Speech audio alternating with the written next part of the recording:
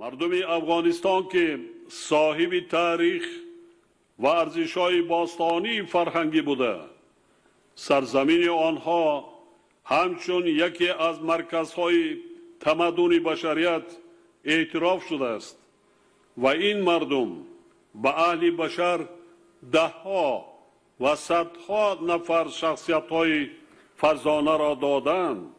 باید تقدیر امروز و آیندهشان را به دست خود گیرند.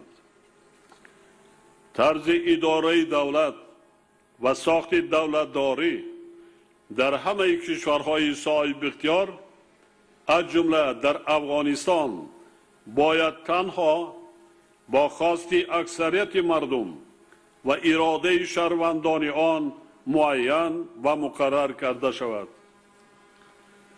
ولی متاسفانه چند ده ساله آخر چنین مردم صاحب تمدن با داشتن صدها و هزاران عالمان و دانشمندان معروف، شاعران و ادیبان مشهور و سیاستمداران با تجربه قربان بازی‌های ژئوپلیتیکی می باشند.